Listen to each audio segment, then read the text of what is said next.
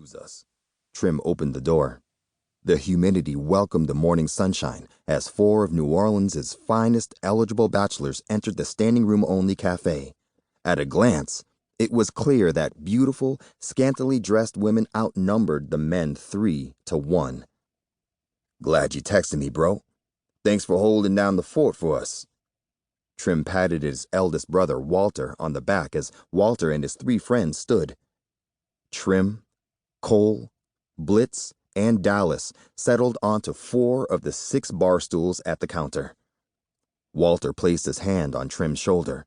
No problem. You know I got you. A gentleman in a crimson button-down shirt had 3 top buttons undone. A gold cross lay flat on his furry patch of gray chest hairs. His matching colored shorts were meticulously creased. Standing erect, he confronted Walter. Man, no disrespect, but we've been waiting to be seated for over an hour. He conspicuously clutched his Bible over his heart. None taken, but y'all gonna have to wait a little longer. You heard me? Walter, a 6'3", 250-pound former professional wrestler, wasn't asking. Trim, Cole, Blitz, and Dallas pushed their stool toward the counter, stood facing the man. Dallas eased his hand into his pocket, gripped the handle of his gun. The crew knew the dirty South could get filthy without notice. Dallas was always strapped. Baby, y'all sure looking extra fine today. Sit. Dana, the crew's usual waitress, wiped away the food particles on the forest green top, slapped menus in front of the fellas.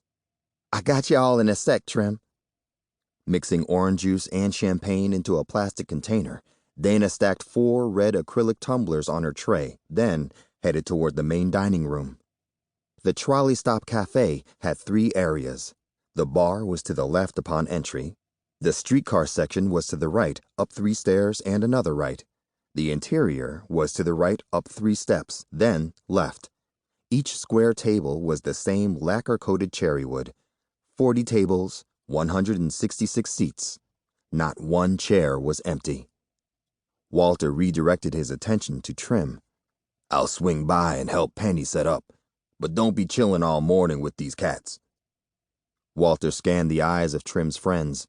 Chasing pussy will leave you eaten in the dark, gentlemen.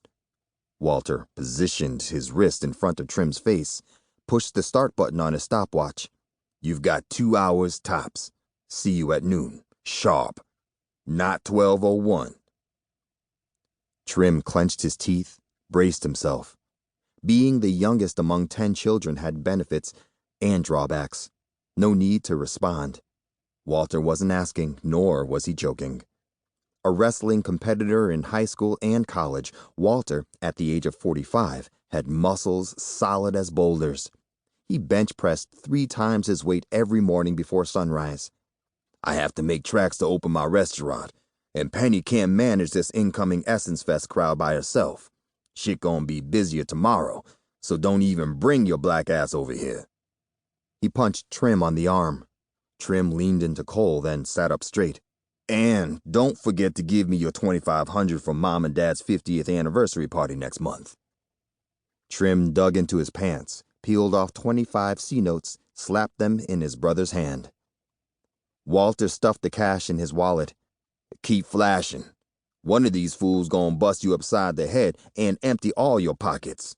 Your ass gonna get got too, Blitz. Let that Rolex rest. Y'all too old to say none of you have a wife. Trim, what you holding out for? Disrespecting the family's last name and shit. Francine ain't going nowhere. Get the ring or I'ma get it for you. You're proposing at Mom and Dad's event. 1 hour and 58, Trim. Walter followed his buddies out the door. Trim sat on the edge of his seat, planted 1 foot on the floor, the other on the bridge below, tightened his lips, looked at his crew. Blitz stared back at him. The watch was a family heirloom from his grandfather, gifted to him by his father when he graduated from college. What? You sour nigga? At least you have a tribe of siblings. Wish Big Walt was my brother for real. Being an only child is the worst. I still get blamed for shit I didn't do.